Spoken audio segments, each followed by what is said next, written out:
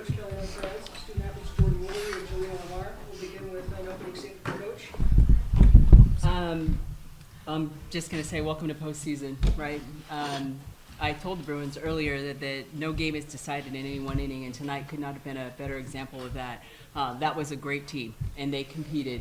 But the opportunity for us to be able to have the last punch, we were better at the end. So I'm very proud of my Bruins. We believe from the youngest Bruin to the oldest Bruin, just quality, clutch at bats. I'm not surprised because they have strong belief.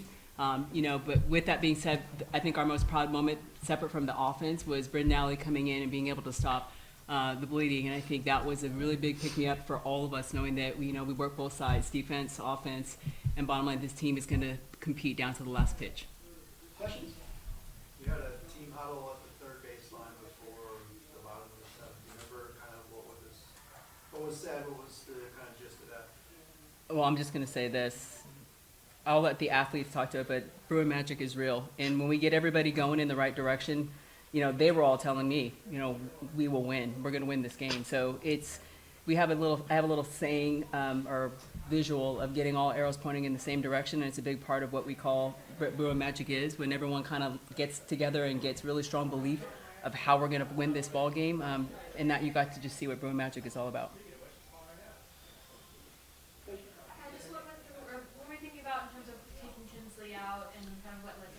Yeah, not a great ideal start for Taylor. She's done so much to get us to this point, and it wasn't a typical outing. I would almost credit CBU more than saying Taylor Tinsley is not what she needs to be. They got on it, and they were hot. They were hitting everything, with that being said. So I'm going to credit them for being able to be just very tough outs. Or not outs. They rallied up and put up a pretty big number on the scoreboard.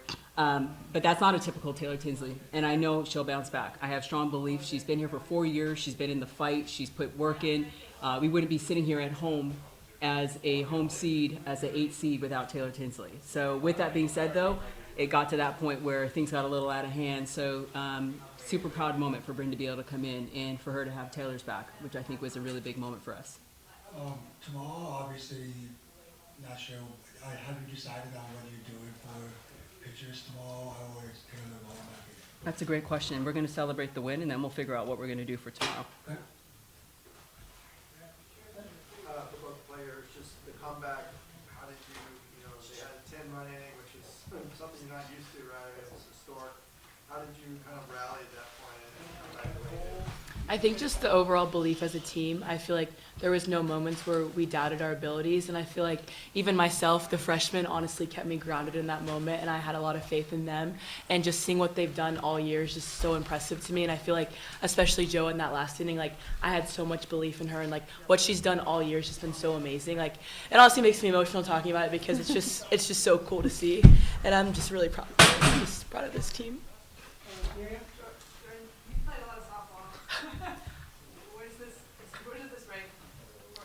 Honestly pretty high up there. This was a really fun game, and I think it was fun because everyone was involved. There was a lot of hits on both sides and a lot of hits from 1 through 9 in the lineup, and I think it was just cool to see, and I feel like that's just a very microcosm of our season. Like, everyone matters on our team and everyone plays a role, so I think today was just another opportunity for everyone to come through and have those moments. We spoke a couple days ago, obviously, about a lot of depth that was going on. You guys a lot of people coined the term blowing bombers. Now, obviously, today you guys hit quite a few bombs. Speak to me about just what that means and what that means for the team to rally behind something that the whole team could rally behind. I think just credit to Coach Lisa, honestly. Her offensive coaching style has honestly changed how we've all played this year, and I think you could see 1 through 9, we're all hitting home runs, so it's not just 1 or 2 people. So I think just honestly credit to Coach Lisa and credit to everyone in the offense buying into her plan and buying into her approach of just touching first base. Big picture softball question. AUSL, speaking of Coach Lisa.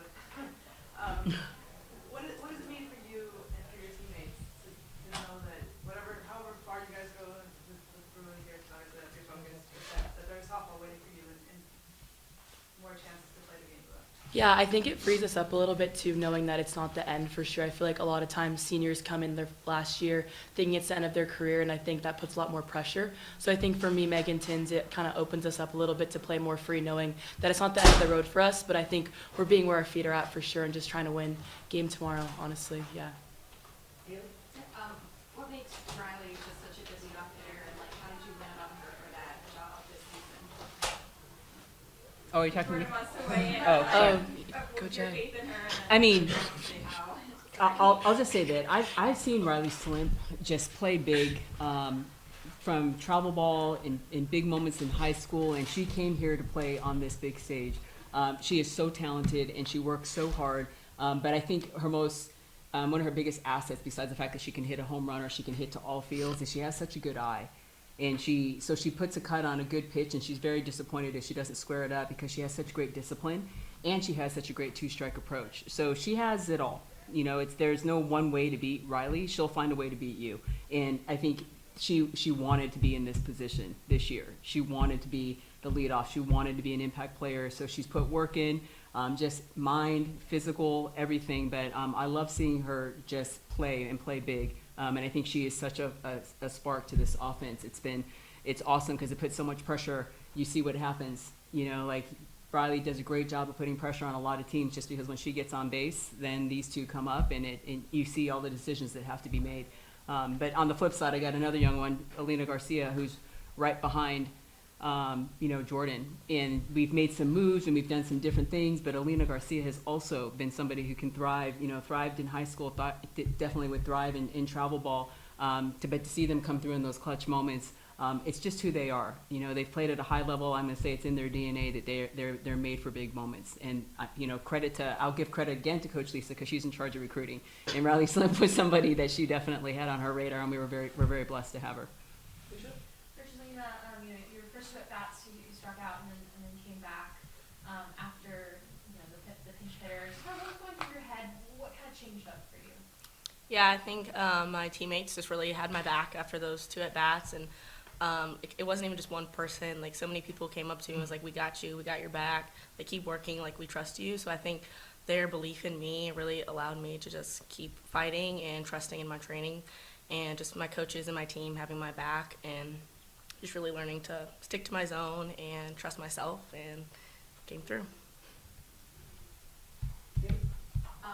Tessa Malauulu is coaching for CBU now, so Jordan, I think you played with her? Yeah. So how did that feel playing against her? We played them a midweek not too long ago too, so it was nice to see her, of course. I mean, I love Tessa, and like what she's done over there has been awesome. So it's always cool to see alumni, and especially people we've played with too. So it's fun, but it's also like at the end of the day, it's kind of hard. So you got to focus on doing what you could do to try and win the game. But it's always like love for all our alumni, especially Tessa too. She's so awesome, and I feel like for myself, she had a really big impact on me when I was here too.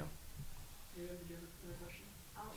Coach Keller would ask about the fans and the crowd and whether that helped. And then also sort of Jordan and Megan this year have become such phenoms, and I know Yeah. a lot of popular girls who are like all about you guys.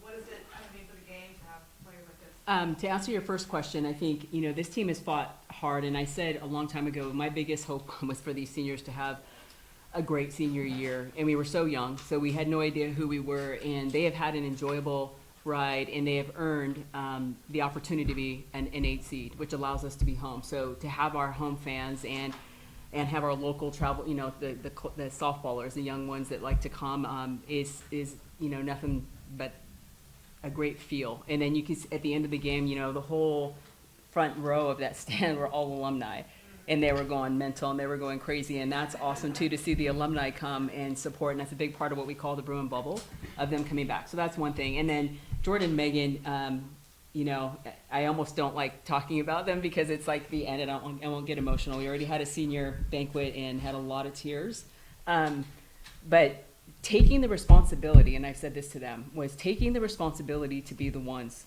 And there's been so many Bruins that I've seen come through the program, and everyone can play. Everyone has great talent, but it's hard. It's not as fun being able to be the one that has to carry the team and come through in those big moments. But these two have done it together. And it's not just in their home runs, it's in their leadership, it's on the field, it's in the clubhouse, it's in the classroom. Like, this team is flowing because of Megan and Jordan and Taylor, and their ability to influence and impact others with being great role models, great mentors, teaching them what it means to be a Bruin, and then coming up in big moments. So I've been able to see so many great ball players, but what they're doing, and the decisions that they've made to be the ones. I mean, this one said from her sophomore year, she's like, I'm going to be player of the year. Like, and she hung out with Maya Brady. So, like, those guys she was very, very clear. And Megan came here to be able to get in the record books. So they both, to be able to set goals and see their goals become a reality is what I love about being a Bruin. They surround themselves with people that give them the opportunity for big moments like this. We have time for one more question if there's one. Oh, I did it. Thanks, Cecilia. It's okay to cry. I know. I'm like, Thank you. Thank you. good job. Yeah, good job, Joe.